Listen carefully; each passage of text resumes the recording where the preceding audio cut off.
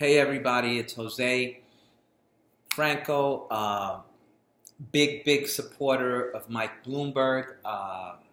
Just so you know, if you're thinking about supporting Mike Bloomberg, just go to the Team Bloomberg website. I'm actually going to be tomorrow, January 16th from 5 p.m. to 9 p.m. I'm going to be up at Harlem in the phone bank. It's going to be my first time volunteering. So if you're considering volunteering and you live in the tri-state area, the New York tri-state area, and you'd like to meet me, we'd like to talk, or more important, forget about me, it's helping Mike, and we can chase this thing. You can volunteer, and if not, if you're somewhere else, you can go on the Team Bloomberg website and put in your zip code, and there'll be different addresses that the place closest to you where you can volunteer or you can solicit work. I'm sure that they have things that Team Bloomberg is hiring. It depends on the area and the types of job that's looking for. So my last video I touched on philosophy and the use of language and how I go back and forth. I believe that with the help of philosophy and the word games I play in my head during my regular walks, I believe we're all biased. So I don't think to be biased is a bad thing. I think that since we're all biased, it's just recognizing that and being able to identify from the better forms of biases that align more with your value, and that's a choice. So yes, I'm biased, but I'm hoping that my narrative is a better form of bias. So that goes back to, if you're a person that's read The Prince by Niccolo Machiavelli, where there's a camp that says the question is are you better off being loved or you're better off being feared? I am from the camp that it's better off to be loved. But in my camp, everybody has to work and everybody has to bring it, and everybody has to be proactive in that space, and we have to have an open process. But in that space, it's better to be loved versus it's better to be feared. So that's how I look at it. So in my bias, so using my imagination, and that's what separates us from other creatures, because through the use of our imagination, we can conceptualize and create ideas to come up with things to help us cope. So if I've imagined a world where we accept the idea of becoming has no goal, then that underneath all becoming, there is no grand unity in which the individual could immerse himself completely as in an element of supreme value. So there's no super religion, there's no this, there's no that. It's like this nice neutral field that we can just be open and be cool about. We can choose, instead of all the choices that we have. If you found choices that work for you, fine, more power to you, but there's also another path. Instead of judging ourselves and judging others for things we did or we didn't do in the past, we have ugly history of different atrocities, look at American history of genocide, all this. We can get caught up with that. Racial history, segregation. We can get fixated on that, nitpick and all that, or we can all instead invent the world beyond it, a true world. We can easily begin to remove the self-imposed obstacles once we recognize that life is what you do with what's been done to you. I'm going to say it again. Life is what you do with what's been done to you. What individuals can become through proactive living and the habits we choose to have art and become our true reality. I did a video that I touched on habits, habit loops, habit triggers. You can go back, you can check that out. I think that when we think that way, it's important, since the best way to affect any group is by individuals, the person modeling the desired behavior. We are bewitched by the practice of saying or describing the ways of how we go on in the world. So, what is it that I'm trying to say? So, if we are to change how things really are, then we need to change the way we use words. But is it that easy? Can language game set us free, since talk is cheap? Look how much content. Look at, I don't want to. I embrace my insignificance. Yes, my intentions are good, but talk is cheap. I mean, language usage admits a process of argument and change in virtue of what is. What's a good example? All right. Take the controversy over all-male speaker events. So you can look at a lineup. Let's say you have a bunch of men on stage, and they're there for this event, and you can look at the lineup and say it's a panel of experts. Or you can say it's a manual of experts.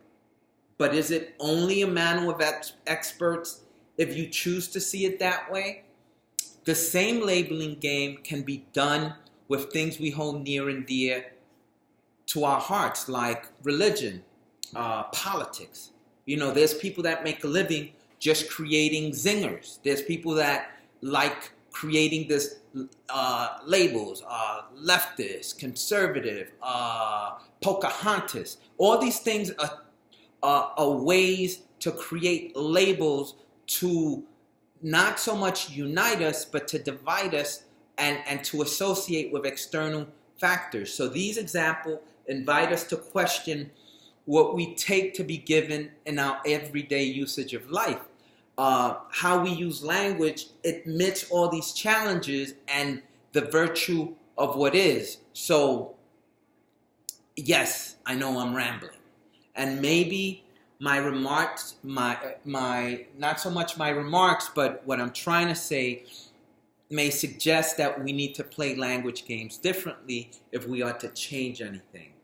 Or maybe it's me. Maybe it's wrong for me to share my rebellious views, since I live in a state of dissatisfaction with language. At times, in my own head, I feel alienated, I feel cut off from others and myself within language. While I see and I look around me, people are contented and they seem untroubled. And most people are inclined to think like nothing bothers them. I think using language is an integral part of the human condition. We live within language. I have to take this call. Seriously? Hold on, I'm going to finish up now. Let me take a call.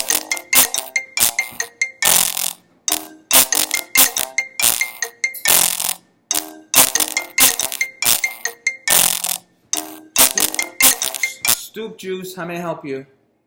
Hello, this is Lisa calling you from Chase Bank. We are monitoring your payment history, and you have been qualified to drop the... It would be a bank calling me while I'm trying to drop knowledge bombs. Knowledge bombs. So, where was I? So I may come off like I'm not crazy. I'm not crazy. I do this as a therapeutic exercise, not as a way to peddle ready-made answers to this predicament, nor do I mention philosophers or add philosophers into what I'm saying to sweeten the deal. Indeed, as long as there's language, I know it will always confuse us. We will always be faced with the temptation to misunderstand. If sometimes we can't understand ourselves, which I think it's the biggest battle, self-reflection, and it's communicating with ourselves. So we're always going to have that problem. We're always going to have that. And there is no vantage point outside that. That's always going to be the case. There's no escape from language game then, but we can forge a kind of freedom from within them. We might first, and this is why I constantly say, it's borderline self-deprecating, but it keeps you humble. We need to be stupid or embrace our insignificance if we are to see this. By we, I'm referring to all American people, regardless of race, as the demographic composition of the American melting pot churns out its next iteration. Latinos and people of color will also be reflecting in our way of doing things in order for each of us to make our own way in the world. We should be open. We should be doing the running man. We should be rejoicing as we visualize the rebirth of the American people, because the American people are going to look like us. It's us. It's our time. But unfortunately, not all Americans will see things that way. Believe it or not, I have love for these cats, these well-intended souls, for reasons that they can only answer. I can't speak for them. They discourage the harmonious view of the American melting pot, and that, I think, is where the danger lies. All right, I'm going to wrap it up. What is it that I want to say? What is it that I want to say that could end in an upbeat and hit the point? So everybody knows I support Mike Bloomberg. And as a person of color, I respectfully disagreed with a comment in a recent New York Times article. The article was titled, "Mike Bloomberg actively prepares to enter 2020 presidential race." So someone named @Bill, he dropped this noble argument. If I had to guess, I would say Bill was African American. So his argument was noble, but I found it to be naively altruistic. I too, I read his argument and I was like, yeah, that'd be nice. I too would like to see people be racially empathetic. But I live in this world. And unfortunately, we are far away from adopting process that create an inner peace for all. I think noble sentiments at times create the biggest pitfalls and challenges to a more peaceful existence. If things are to continually improve, we must take a multidisciplinary approach to how we think. Sharing abstract beliefs is only possible if we believe in the rule of law promoting individual liberty. The greatest danger in having good laws is having them administered badly. Our goal shouldn't be perfection. We should strive to do the greatest good through the most pardonable inconveniences. So we're flawed. We're not perfect. We constantly have to talk to each other. We have to talk to ourselves. There's going to be miscommunication. The thing is, let's be upbeat. I'd rather be loved. I'll put in the work. I'm not afraid to work. That's what it's about. We are flawed beings, but we are good beings. If we love each other, we listen to each other, and we keep trying.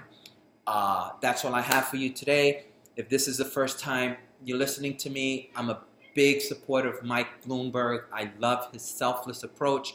I hope that it's contagious and it's something that you believe in. And that's all I have for you today. Thank you. And as it comes to my mind, I'll keep putting it down. Thank you.